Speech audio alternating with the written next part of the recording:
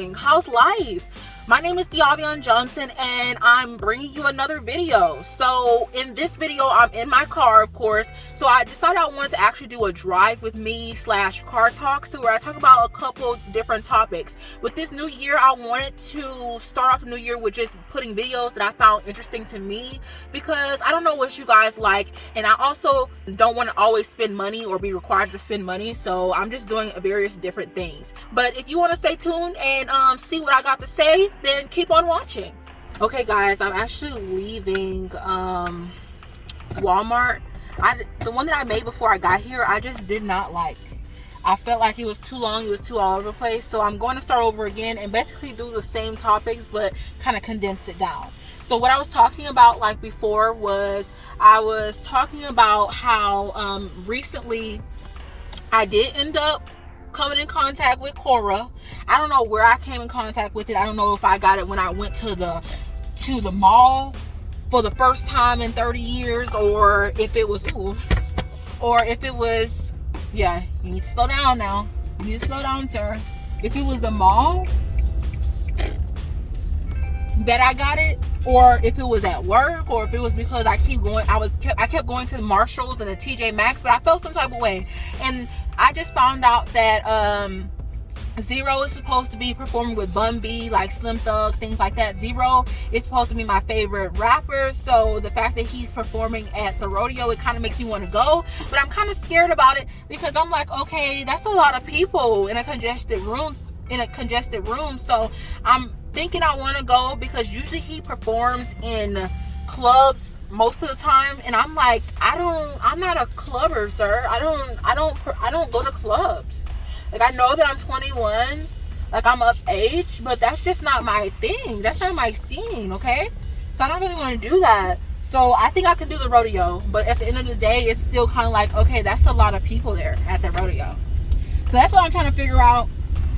I'm not trying to get COVID again.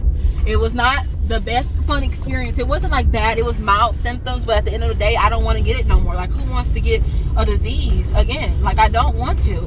I've been recently getting tired a little bit when it comes to, adulting. I've never wanted to be an adult. I always tell mom, like, when she say, oh, well, you're an adult now, I say, yeah, mom, but you make it seem like I've been asking you to be an adult from, like, since I was a child. I'm not one of those people who, like, always wanted to be grown. I always knew all the stress that came with adulthood from watching my mom, what my mom goes through. So I always knew that I would eventually age out of childhood. So I would have to, do what I was supposed to do. I'm, for the most part, mature, but I don't want to have to feel as though I'm required to do X, Y, and Z. And that's exactly what adulthood is, responsibilities. I'm a responsible person, but it's not because I want to be. It's because that's just naturally what I am, okay? So when I have things like bills, or the fact that I have to now pay for college loans that I didn't even get a degree for, it's kind of like nerve-wracking, because Sally Mae is ready for their money. Like, they don't offer income-based things or anything like that, because I'm paying for my car note, I'm paying for my insurance, and I'm also about to start paying for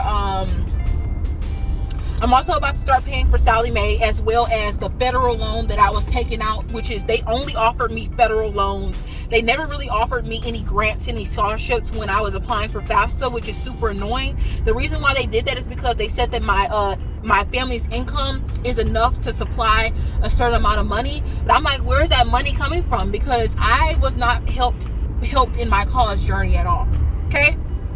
So one of the things I regret is taking out loans, but I was just so gung-ho about trying to stay in school that I wasn't worried about, like, the future of it. I thought, okay, well I'll be okay because I'm gonna get a job and we're gonna do this. But there's no guarantee that you'll get a job in the field that you're going for. There's not even a guarantee that you'll even get your degree, because it costs money each year, especially if you're staying on campus. And the main reason why I was staying on campus is because I didn't have a car, which is why I now have a car, but now I have a car note. So it's not like I can pay the money off of what I owe the school so that I can get back into school faster, or try at least go to a 2-year college, because Like, if you're saying, okay, why don't you go to a 2-year college? You don't have to go to a 4-year university.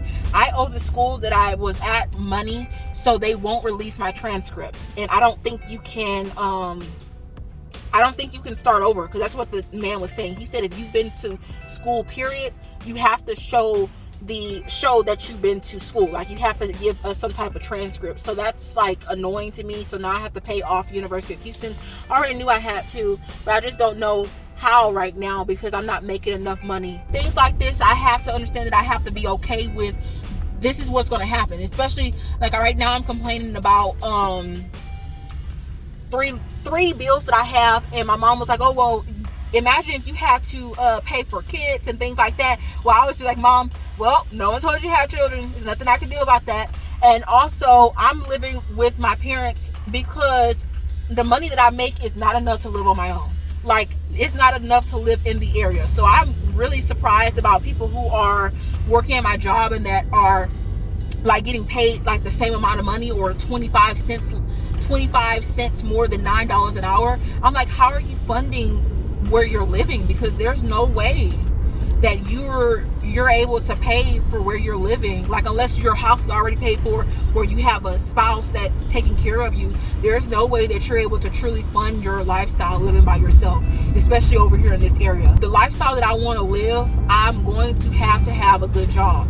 Now I'm trying to figure out, how do I get a good job, or an office job, or a high paying job, when the route that I was trying to take before is not an option right now or anymore. Like, at this point in time, it's not an option right now. I can't go back to school because I owe money. I have to pay that off, and it's not going to be paid off anytime soon. Okay. So it's like, what do I do now? So I'm really trying to get off this rut of feeling as though I'm stuck like Chuck, and like trying to actually do something with my life. So yeah, that's basically like what's been happening. Me trying to get on it this year, which is why I decided to be more consistent on YouTube, because I was consistent for like 3 months, like in 2020. Once I went to start working at the grocery store, I basically, I started getting tired. It was just like, dang, I'm coming home. This is my life now. Like, I'm literally like, I allow myself to be discouraged sometimes. I don't get discouraged like quick, but I am easily discouraged, if that makes sense. Like, it takes me a while, like, of continuous activity that I don't see a benefit from before I'm discouraged from it. But once I feel as though nothing's happening, I'm easily like, oh yeah, I'm discouraged. It's like nothing else I can do about it, and I shouldn't do that, but that is what it is. So yeah, I'm just really trying to get into the mindset of going after what I want, and not allowing life to happen to me, that I actually do something productive with my day. Like, I go to work, and going to work is a lot of activity, especially when you work amongst people and go against people that have like different energies, different customers you have to come in contact with. Because I'm a checker, I was a stalker. I was a stalker. I do that sometimes, but for the most part, I'm a checker.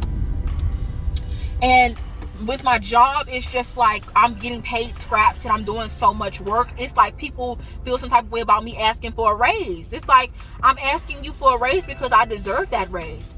Even though I've only been working for a year and a half, I shouldn't be getting paid $10 for doing 3 jobs. Like, you guys have been getting off easy this entire time. So when my main manager basically told the store manager that I wanted a raise, she basically was trying to go through all these rules and regulations, and I'm like, why are you making it seem like you don't know all that I do at this job? Like, you should be the main person that is like, oh yeah, absolutely. Do y'all be on Jones that she wants a raise? She can absolutely have a raise. But for some reason, it almost seemed like she was kind of like not trying to give me my money. This is not like, the store that I'm working at is not even in competition to any of the other stores around. Like, they're the lowest paying job. I'm just like, come on now. Like, this the audacity.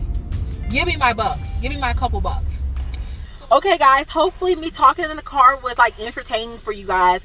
That's basically what I wanted to talk about. I may do this every month. I'm not really sure, if at least if I'm not driving, I'm just doing a car talk or some type of talk to kind of like make this channel more personable and try to like show you guys a glimpse of who I am. So thank you guys for watching the video. Don't forget to like, comment, and most definitely subscribe, and I'll see you in the next one. Bye.